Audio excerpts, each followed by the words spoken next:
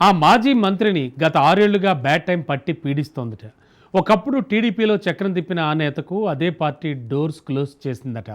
మరోసారి పార్టీ వదిలి పోను మొర్రు అంటున్నా సరే రీ ఎంట్రీకి మాత్రం గ్రీన్ సిగ్నల్ ఇవ్వట్లేదట. ప్రస్తుతం ఆ మాజీ మంత్రి పరిస్థితి ఉన్నది పాయే ఉంచుకున్నది పాయే అన్నట్టుగా మారిందట.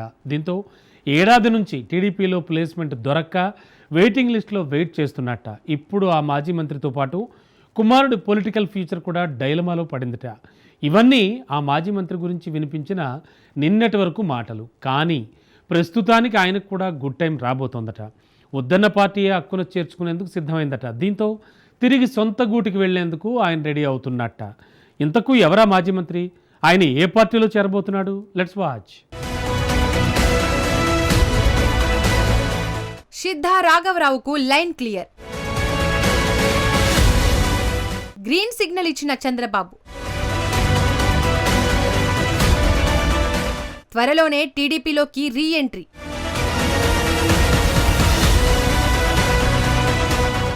మాజీ మంత్రి సిద్ధా రాఘవరావు పొలిటికల్ ఫ్యూచర్ పై ఉమ్మడి ప్రకాశం జిల్లాలో జోరుగా చర్చ సాగుతోంది.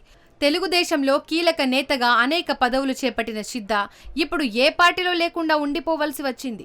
గత ఎన్నికల్లో కూటమి అధికారంలోకి వచ్చిన తర్వాత వైసీపీకి గుడ్ బై చెప్పిన సిద్ధా రాఘవరావు అప్పటి నుండి వెయిటింగ్ లిస్టులోనే ఉండిపోయారు.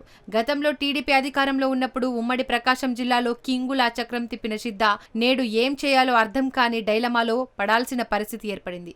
అయితే ప్రస్తుతం సిద్ధాకు మంచి రోజులు రాబోతున్నాయట. నిన్న మొన్నటి వరకు నో ఎంట్రీ బోర్డు పెట్టిన టీడీపీ అధిష్టానం పెద్దలు నేడు గ్రీన్ సిగ్నల్ ఇచ్చేందుకు సిద్ధమయ్యారట. దీంతో సొంత గూటికి చేరి పోయిన తన వైభవాన్ని తిరిగి తెచ్చుకోవాలని సిద్ధా భావిస్తున్నారట. ఎట్టకేలకు సిద్ధా రీ ఎంట్రీకి పార్టీ పెద్దలు ఓకే చెప్పడంతో ఆయన అనుచరులతో పాటు అభిమానుల ఆనందానికి హద్దులు లేకుండా పోతున్నాయట.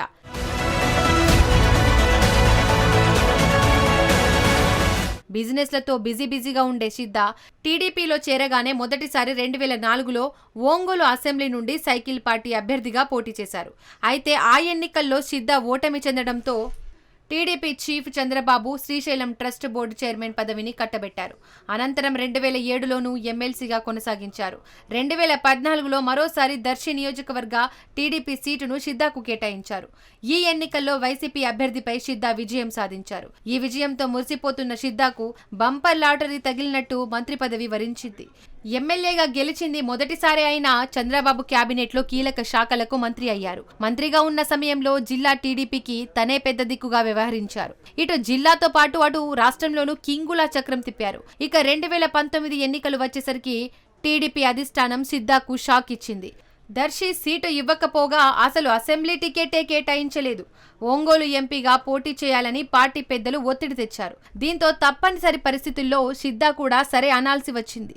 ఎంపీగా పోటీ చేసిన సిద్ధా రాఘవరావు అందరూ అనుకున్నట్టే ఆ ఎన్నికల్లో ఓటమి పాలయ్యారు.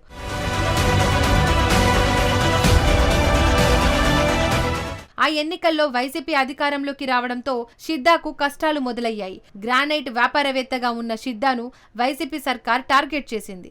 దీంతో చేసేదేమీ లేని సిద్ధా సైకిల్ దిగి ఫ్యాన్ పంచన చేరారు. అయితే సిద్ధాను పార్టీలోకి తీసుకున్న వైసీపీ అధిష్టానం అధికారంలో ఉన్న 5 ఏళ్లు ఆయనను పట్టించుకున్న పాపాన పోలేదు. దీంతో ఆయన ఇంటికే పరిమితం కావాల్సి వచ్చింది. ఒకప్పుడు జిల్లా టీడీపీలో తలలో నాలుకలా వ్యవహరించిన సిద్ధాకు వైసీపీలో ఎటువంటి గుర్తింపు లేకుండా పోయింది. 2024 ఎన్నికల్లో దర్శి టికెట్ కోసం గట్టి ప్రయత్నాలు చేసినప్పటికీ వైసీపీ అధిష్టానం నో బోర్డు చూపించింది. ఆ ఎన్నికల్లో కూటమి అధికారంలోకి రావడంతో ఆనందపడ్డ సిద్ధా వైసీపీకి బై బై చెప్పి సైకిల్ ఎక్కాలనుకున్నాడు. అనుకున్నట్టుగానే ఫ్యాన్ కండువాను పక్కన పడేసి పచ్చ కండువా పట్టుకున్నాడు. అయితే ఇక్కడే సిద్ధాకు ఊహించని షాక్ తగిలింది. సొంత గూటికి రావాలనుకున్న సిద్ధా ప్రయత్నాలకు తెలుగుదేశం పెద్దలు చెక్ పెట్టారు. దీంతో వైసీపీని వీడి ఏడాది గడిచినా ఏ పార్టీలో చేరకుండా మిన్నకుండిపోయారు.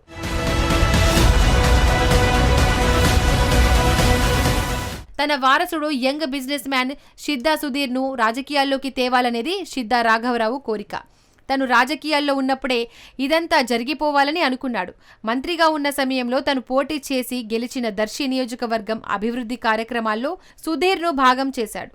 దీంతో దర్శిలో ఏ కార్యక్రమం జరిగినా సుధీరే ఎక్కువగా పాల్గొనేవాడు. 2019 ఎన్నికల్లో తను ఎంపీగా పోటీ చేస్తున్నప్పుడు కూడా దర్శి అసెంబ్లీ సీటును కుమారుడు సుధీర్కు ఇప్పించేందుకు అన్ని రకాల ప్రయత్నాలు చేశాడు. కానీ అప్పట్లో సిద్ధా ప్రయత్నాలు ఫలించలేదు.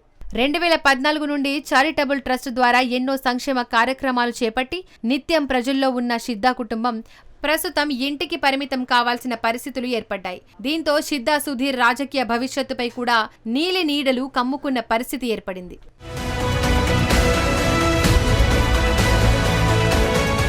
టీడీపీలో కీలక గుర్తింపు ఉన్న సిద్ధా రాఘవరావు తెలుగుదేశం పార్టీని వీడి వైసీపీలో చేరడమే ఇప్పటి వరకు ఆయన చేసిన బిగ్ మిస్టేక్ అనే వాదన వినిపిస్తోంది.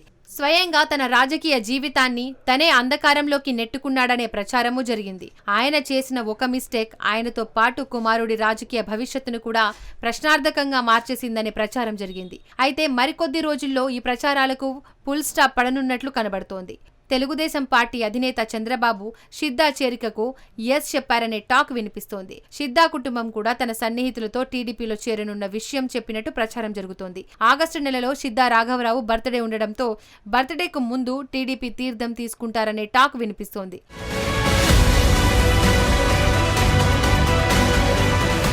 ఎప్పుడూ ప్రజల్లో ఉండే సిద్ధా కుటుంబం గత కొంతకాలంగా యాక్టివ్ పాలిటిక్స్ కు దూరంగా ఉండడం తన అభిమానులు అనుచరుల్లో ఆందోళన కలిగిస్తోంది. అయితే త్వరలోనే పచ్చ కండువాతో సిద్ధా కుటుంబం మళ్లీ యాక్టివ్ పాలిటిక్స్ చేయనున్నారని తెలియడంతో అభిమానులు సంతోషం వ్యక్తం చేస్తున్నారు.